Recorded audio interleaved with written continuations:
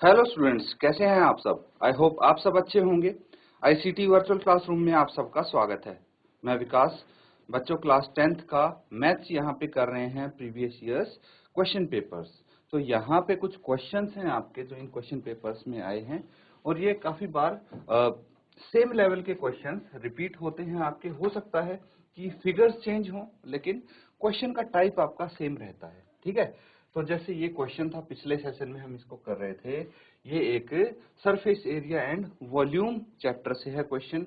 इसमें क्या बोला है, cubical block of side 7 centimetre is surmounted bye a hemisphere, what is the greatest diameter of the hemisphere can have. और दूसरा है determine the surface area of the solid. तो solid का surface area आपको बताना है। क्वेश्चन तो समझ में आ गया आपको। पिछले सेशन में इस क्वेश्चन को हम कर रहे थे। तो देखिए यहाँ पे मैंने आपको पूरा डिटेल में बताया था कि कैसे कैसे इसको करना है सॉल्व। ठीक है, तो रेडियस आपको पता है, डायमीटर पता है, तो रेडियस भी पता है। देखिए एक आंसर तो ये हो गया, ग्रेटेस्ट डायमीटर ऑफ हेमिस्फीयर, है ना। उसके बाद रेडियस हमें पता लग गया, डायमीटर का आधा होता है। और टोटल सरफेस एरिया इसका सॉलिड का कैसे निकालेंगे। तो देखिए ये एक क्यूब है, खाली क्यूब का टोटल सरफेस एरिया निकालना होता तो हम total surface area of cube is equal to 6a² कर सकते थे, जहां पे साइड ऑफ क्यूब कितनी गिवन है, 7 सेंटीमीटर गिवन है। लेकिन दिक्कत ये है कि 5 फेस तो ठीक है क्यूब के, लेकिन छठे फेस पे एक हमने हेमिस्फीयर रख दिया है जिसका बेस इसके फेस से मिलता है। तो अब क्या हुआ, ऊपर से ये उभरा हुआ पोर्शन बन गया और जितना इसका सर्कल का वो है एरिया है, ठीक है, हेमिस्फीयर के सर्कुलर बेस का एरिया है, उतना तो हमने क्यूब का एरिया ढक दिया है ना। तो इसीलिए जो सर्कुलर बेस है उसका एरिया हम माइनस कर देंगे total surface area of cube में, और जो कर्व सरफेस एरिया है हेमिस्फीयर का वो ऐड हो जाएगा, क्योंकि ये ऊपर से एक्स्ट्रा एरिया हमें देखने को मिल रहा है। अब ये चीज अगर आप इमेजिन कर पा रहे हैं तो आपको कोई दिक्कत नहीं होगी इसको सॉल्व करने में। दूसरी बात देखिए, इनका रेडियस सेम है। मैंने आपको बोला था कि आपको होमवर्क में कंप्लीट करना है, वैल्यूज आपके सामने हैं, है ना। तो जिसका भी आंसर आया है जल्दी से आप अपना आंसर शेयर करेंगे सबसे पहले।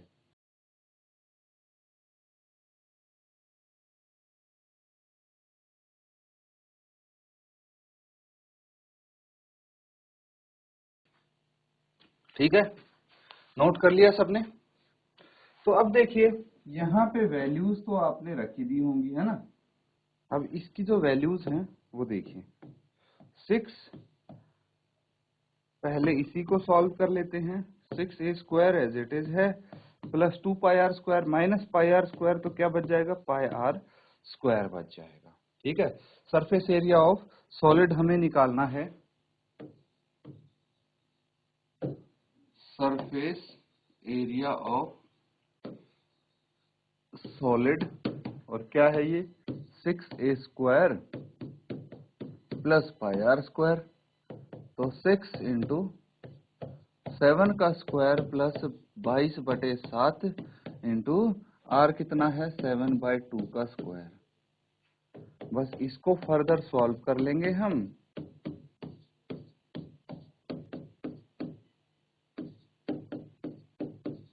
ठीक है, सब एक्सपेंड कर दिए हैं।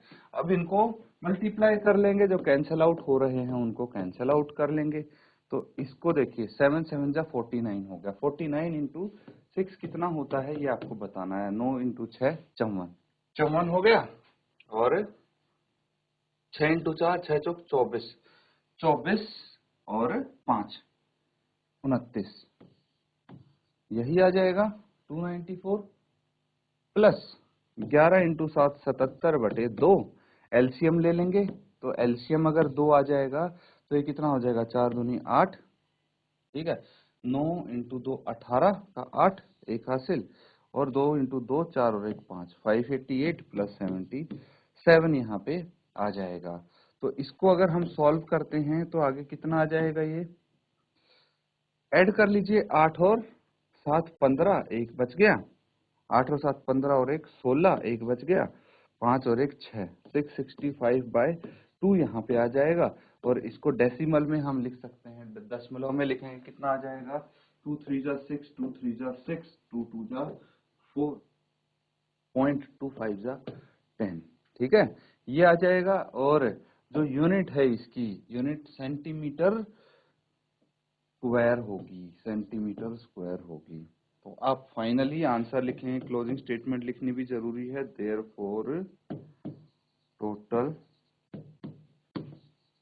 Surface area of the solid total surface area of the solid is 332.5 centimetre square. Note कर लेंगे इसको।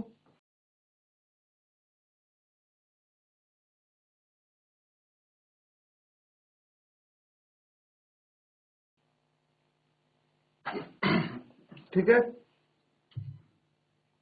नेक्स्ट क्वेश्चन देखिए। ये वाला क्वेश्चन हम कर चुके हैं यहाँ पे, है ना, इसमें तो आपको कोई दिक्कत नहीं होने वाली। अब ये देखिए, आपका ट्रिग्नोमेट्री से एक और क्वेश्चन है, एप्लीकेशन ऑफ ट्रिग्नोमेट्री से ये क्वेश्चन है। अब यहाँ पे जो क्वेश्चंस हम करते थे सेम टाइप के हैं लगभग क्वेश्चंस, और काफी सिंपल क्वेश्चन ये आपको दिया है, और 5 मार्क्स आप स्कोर कर सकते हैं इस क्वेश्चन की हेल्प से। अब देखिए क्वेश्चन का लेवल देखिए, आपके एनसीईआरटी के बुक में इस टाइप का क्वेश्चन जरूर दिया होगा। अब क्या है, from a point on the ground the angle of elevation of the top of a 10 metre tall building is 30 degree. A flag is hoisted at the top of the building and the angle of elevation of top of flag staff from P is 45 degree. Find the length of flag staff and the distance of building from point P। और √3 की value आपको ये लेनी है, दी है। अब सबसे पहले आपको क्या करना है, ये क्वेश्चन पढ़ के एक डायग्राम बनाना है।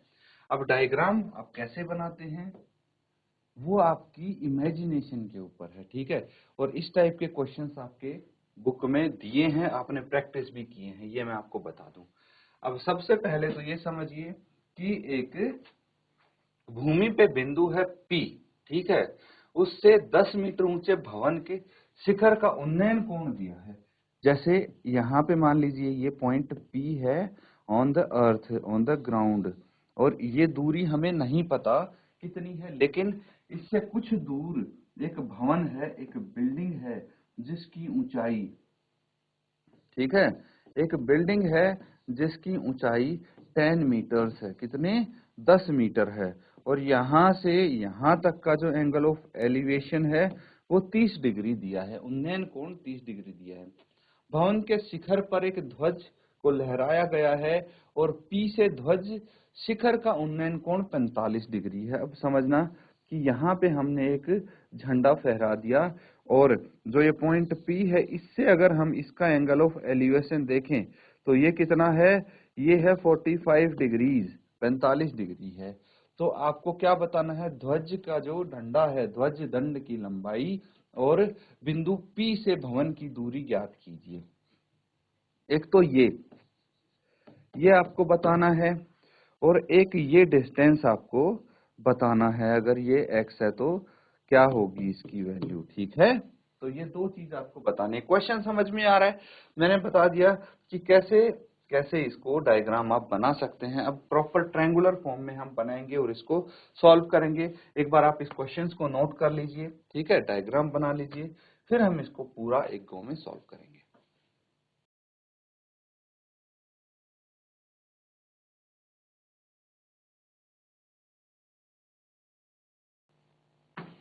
ठीक है, नोट कर लिया है सबने। चलिए अब इस क्वेश्चन को सॉल्व करते हैं। क्वेश्चन नंबर है आपका 23।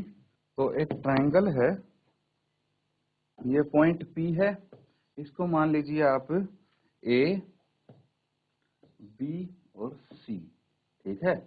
क्या गिवन है, ये हाइट ऑफ बिल्डिंग है जिसको हम 10 मीटर मान सकते हैं, और ये हमें नहीं पता है, ये पॉइंट P से बिल्डिंग की दूरी है, और ये BC क्या है, BC है हाइट ऑफ फ्लैग है। और यहाँ पे एक चीज और आपको दी है, ये 30 डिग्री दिया है, और ये वाला एंगल ऑफ एलिवेशन दिया है 45 डिग्री, ठीक है। तो अब क्या क्या गिवन है ये देख लेते हैं। Height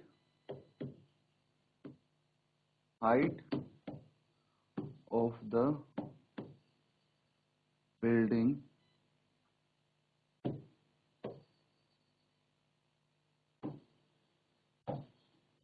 height of the building AB जो है वो है 10 मीटर 10 मीटर है, लिख सकते हैं हम, ठीक है। और आपको यहां पे बोल सकते हैं let distance of building from point P be AP, ठीक है। हम AP ही मान लेते हैं, इसको आप X भी मान सकते हैं, Y कुछ भी मान सकते हैं, या ये AP है, ये क्या है, ये डिस्टेंस है ना बिल्डिंग का, and the height of the flag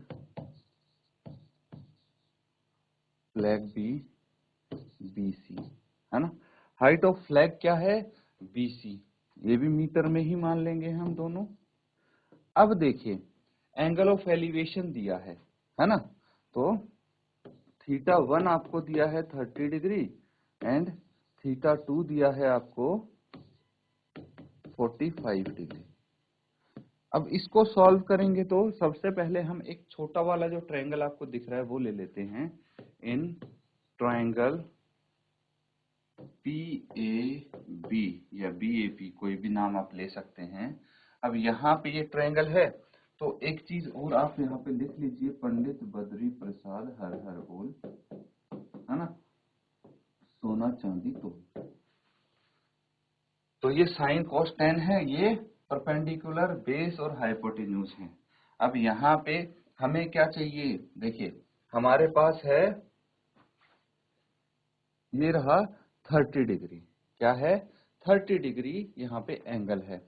तो हम क्या कर सकते हैं, देखिए एक तो है हमारे पास परपेंडिकुलर, ठीक है। दो साइड कौन सी यूज करनी है इस ट्रायंगल में, सबसे पहले वो डिसाइड कर लो। देखिए हमारे पास ये है परपेंडिकुलर, अगर हम बेस निकाल लें तो हमारे पास PA की वैल्यू आ जाएगी, जो कि डिस्टेंस पूछा है वो आ जाएगा, है ना। तो परपेंडिकुलर बटे बेस P बटे B ये रहा। हम यहाँ पे अगर tan थीटा लेंगे तो इजीली हम इसको सोल्व कर पाएंगे। तो आप यहाँ पे tangent theta is equal to perpendicular बटे base, tan theta is equal to perpendicular बटे बेस लिख सकते हैं। तो यहाँ पे वैल्यूज लिखेंगे, tangent 30 degree is equal to perpendicular कितना है AB है और बेस कितना है AP है, AB बटे AP, और इसकी वैल्यू कितनी है, ये वैल्यूज आप लिख सकते हैं। AB की वैल्यू 10 है, 10 मीटर, और AP की वैल्यू कितनी है, AP की वैल्यू है, यही तो निकालना है हमें AP। तो tan 30 की वैल्यू क्या होगी, tan 30 की वैल्यू क्या होगी ये आपको यहाँ पे बताना है। तो देखिए because tangent 30 degree is equal to 1/√3, क्या होती है 1/√3 होती है। तो therefore 1/√3 is equal to 10/AP। तो AP यहाँ पे क्या आ जाएगा, क्रॉस मल्टीप्लाई करो, AP is equal to 10√3 metre, है ना।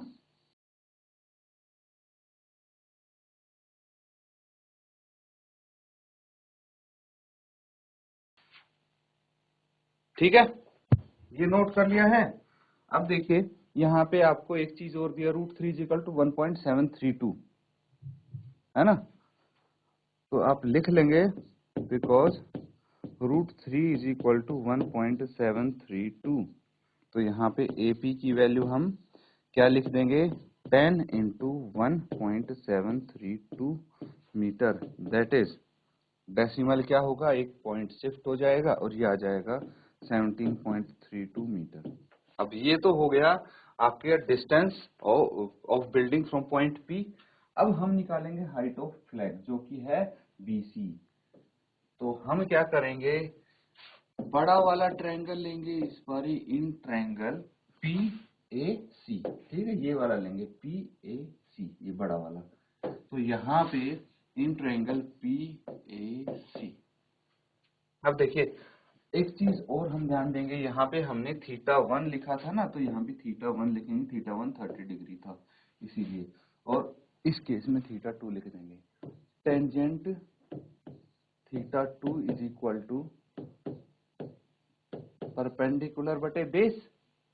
तो यहाँ पे थीटा की वैल्यू क्या है, 45 डिग्री है, और परपेंडिकुलर क्या है, ध्यान से देखना, परपेंडिकुलर है AC और बेस है AP, AC बटे AP, ठीक है। अब एक चीज समझना, because AC is equal to AB plus BC, ये लिख सकते हैं हम। Therefore tangent 45 is equal to AB plus BC बटे AP, ठीक है, ये लिख दिया हमने। अब यहाँ पे AP की वैल्यू और BC की वैल्यू, हमें AB की वैल्यू, AP की वैल्यू 10√3 थी और AB की वैल्यू कितनी थी, 10 थी, ये दोनों रख देंगे। और 1045 कितना है, because 1045 degree is equal to 1, इसकी वैल्यू 1 होती है। तो 1 इज इक्वल टू AB कितना है, 10 मीटर है, प्लस BC हमें निकालना है, और ये कितना है, 10√3 है, ठीक है। हम इसमें भी वैल्यू रख देंगे जब आंसर आएगा फाइनली √3 का। तो अब हम इसको इधर लेके चलते हैं, तो ये कितना हो गया, 10√3 is equal to 10 plus BC। तो BC की वैल्यू क्या आ जाएगी, 10 को इधर लेके जाएंगे तो 10√3 minus 10 is equal to BC, ठीक है। तो यहाँ पे आप इसको लिख सकते हैं, BC is equal to 10 common ले लिया, √3 माइनस 1, तो BC is equal to 10 into √3 कितना है, 1.732 माइनस 1, ठीक है। यही क्या है, 1.732 √3 की जगह हमने लिख दिया, तो ये कितना आ जाएगा, BC is equal to 10 into 0.732 is equal to 7.32 metre, ये हाइट ऑफ फ्लैग आ जाएगी। Therefore distance of building from point P is 17.32 meter and height of flag is 7.32 metre, ठीक है। ये आंसर हो गए, नोट कर लेंगे इनको।